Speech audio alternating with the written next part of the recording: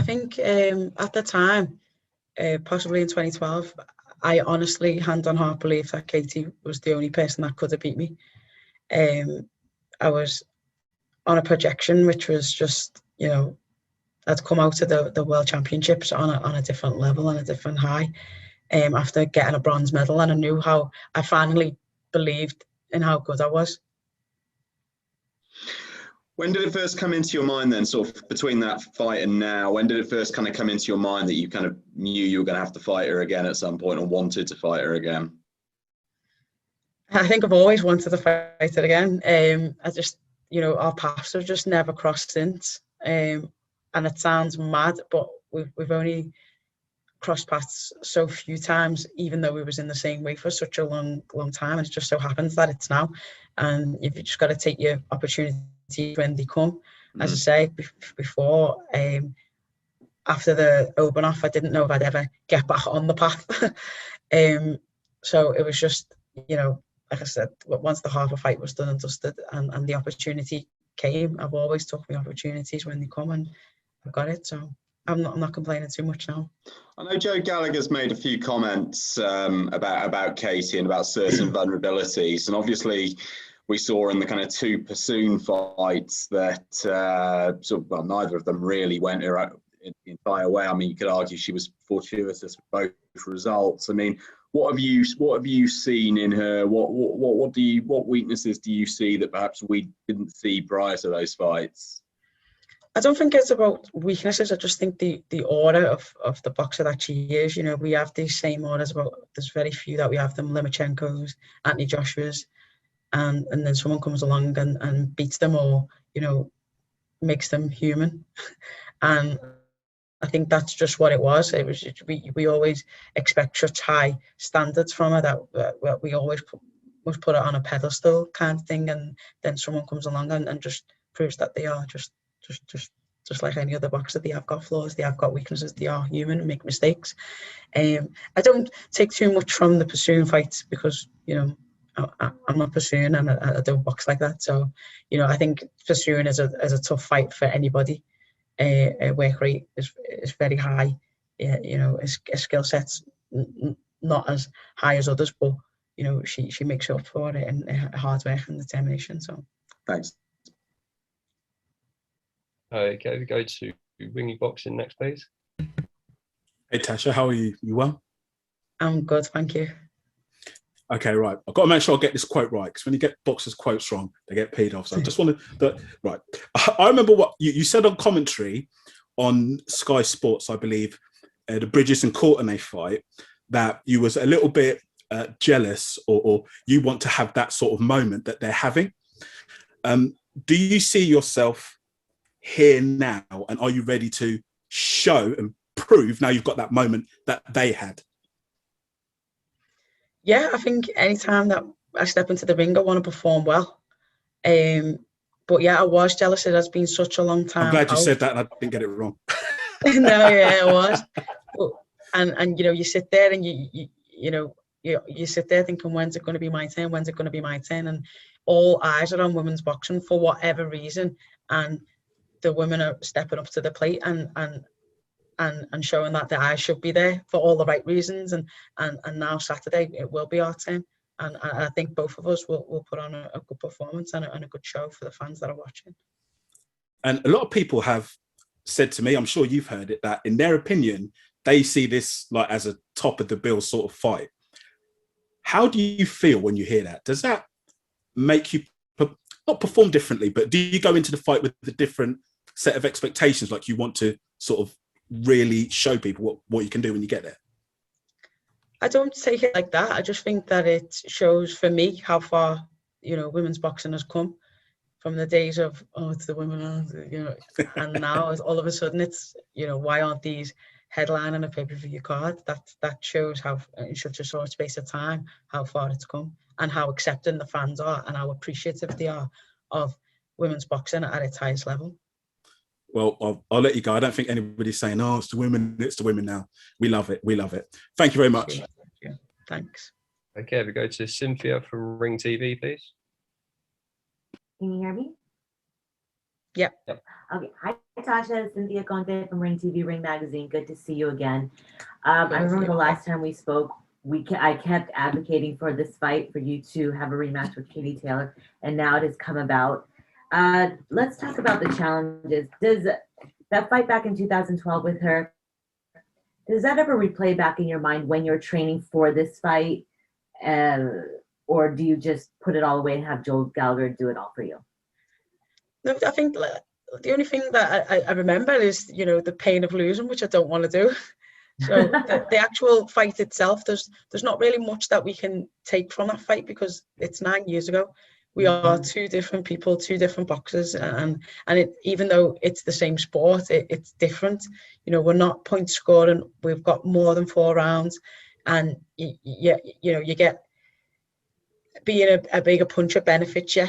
You know, in amateurs, you get knocked down, you just get a point, and that's it. You know, here you win 10-8 rounds, so there's lots of differences, and I don't think we're even the same people that we are then. We're going to present the best version of us now. I saw on your Instagram that I remember when we did talk about you were a mother, you had to lose weight, and Joe wanted you to come back into boxing. And now your daughter is working alongside of you. She has your back. Talk about your daughter being in training camp with you for such a mega fight. It's massive. You know, she not only does she get to see what mum does, she knows what that a box, and she's kind of, mum's work is the gym, but she never actually knew what went into what happens in the gym. Now she does. She's motivation for me. You know, she's counting me reps as I'm doing them.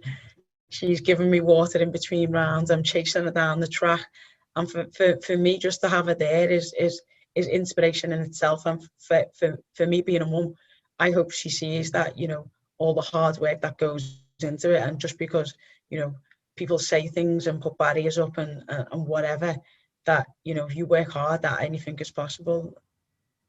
I never understood when we talked about being a mother in sport, but now I'm a new mother as of 12 days ago. That's why I couldn't interview you. I was in labor. And lastly, what do you find more challenging, fighting or working behind the mic?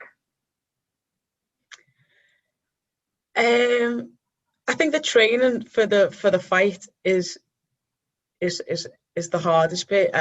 Like, fights are won and lost in the gym, but I love that also.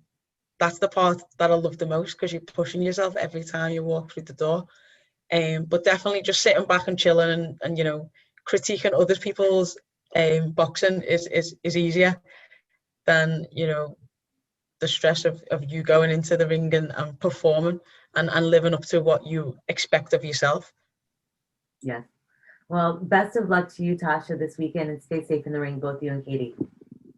Cheers. Thank you. Thank you. Cheers. Thanks, Cynthia. If we go to Jim Conlon next, please. Hi, Tasha. Jim Conlon here from RCB Radio Sport Ireland. Tasha, you mentioned there about the last time you met, it was only 4 rounds. This time around now, we're in a professional sort of environment, we're in a longer sort of fight. Does that really sort of change the game plan in terms of strategy, in terms of those opening rounds to try and settle your way into the sort of fight? Because we know Katie Taylor is not a person you want to be hunting rounds back off or chasing down. So is it wise to take on a sort of a different strategic approach rather than the last time we met, in terms of a longer sort of more cagier sort of a fight in terms of those opening rounds? I think I just think pro boxing is different anyway. Than obviously the longer rounds mean you know, you're not chasing the points. So sometimes in amateur, if you're, you know, 2 points down, 3, 4, 5 points down after the second round, you chasing that for 2 rounds leaves you more vulnerable. If you're 2 rounds down in professional boxing, you've got another 8 rounds to catch it up. Do you know? So it's not the same kind of like stress and pressure, because you've got, it feels like you've got more time to get, like I say, catch it up. Just one more for me, Tasha, to you.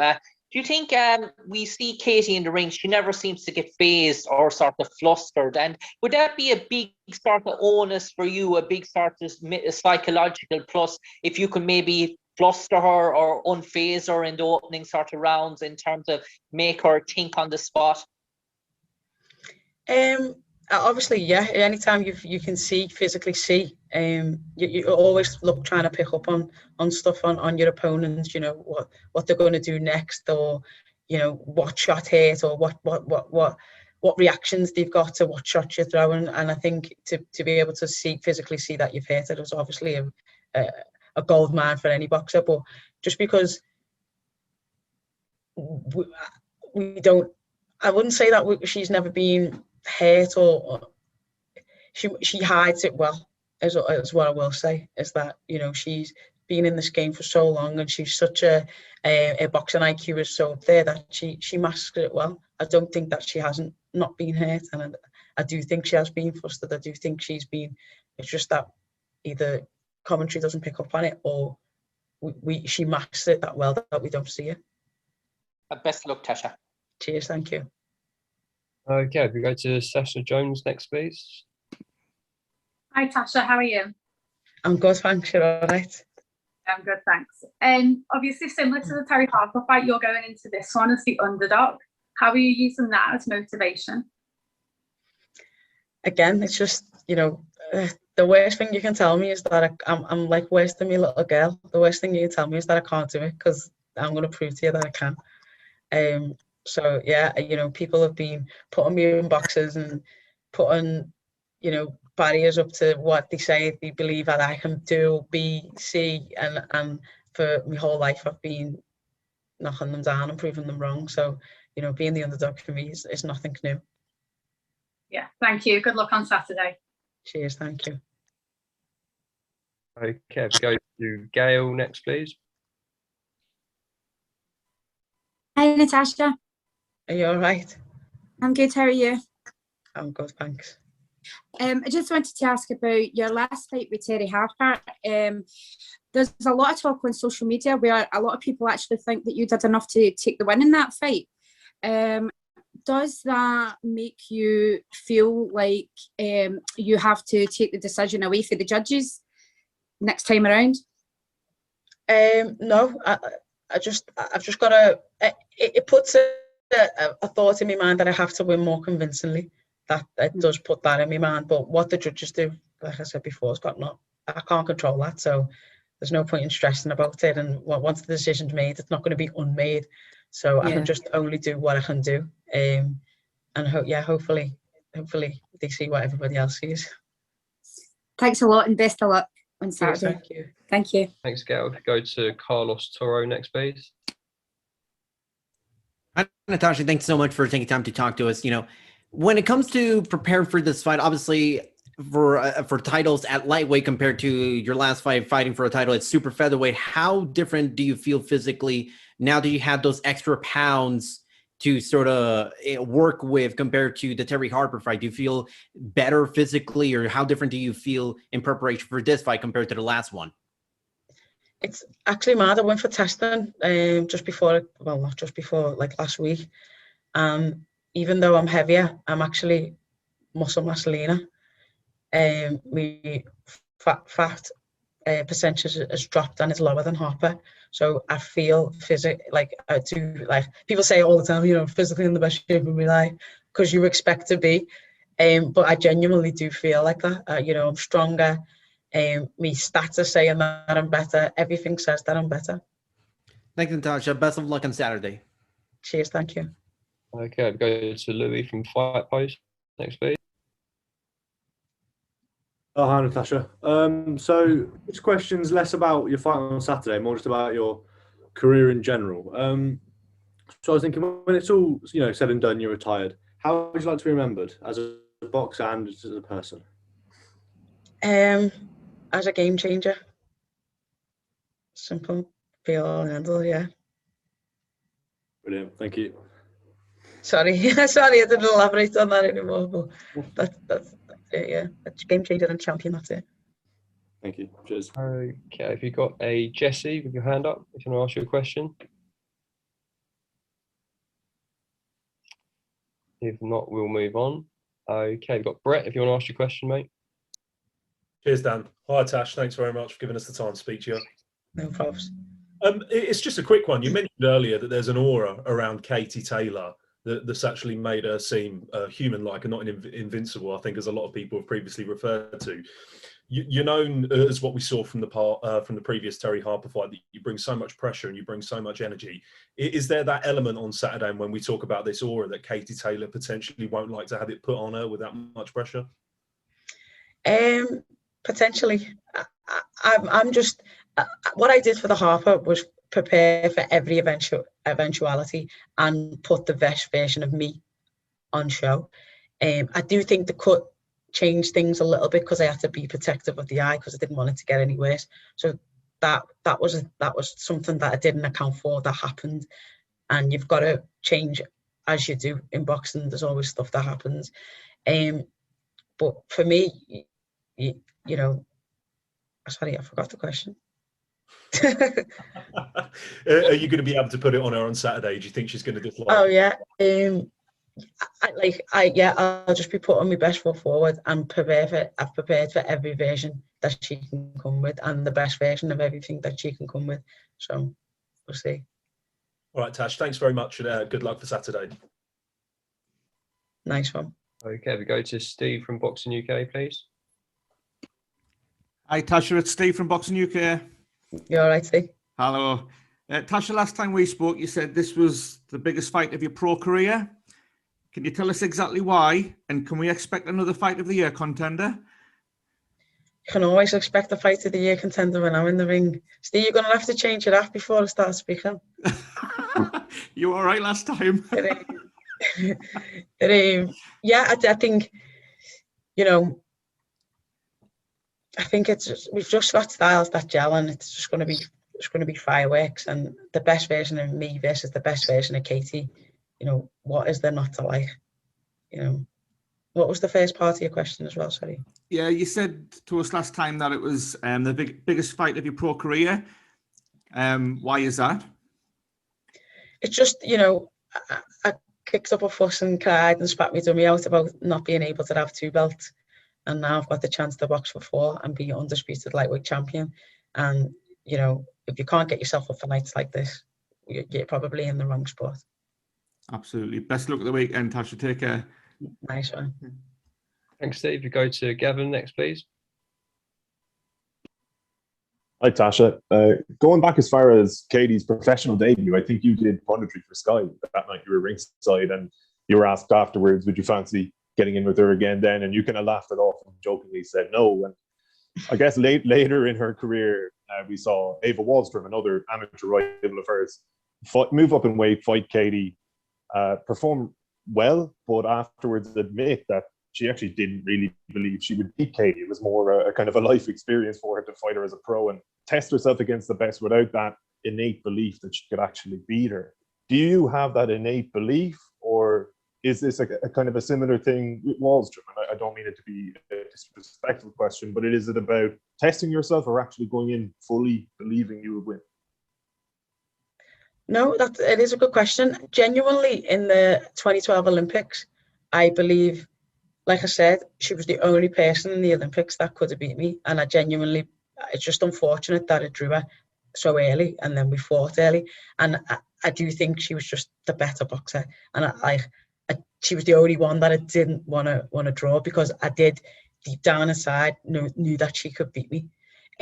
Now I think like I say, I keep saying it, we're 2 different boxers, and I think that means, you know, that puts us in good stead for a whole different version of me and a whole different version of Katie, because I'm not in it for the, you know, the money, I'm in it for the clout as in the belt, but I'm not in it for anything like that. But this is intrinsic, and I genuinely believe I can win, and I wouldn't say that otherwise.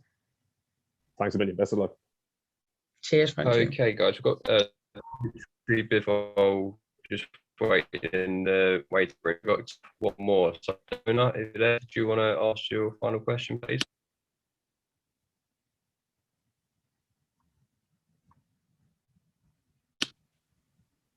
Oh.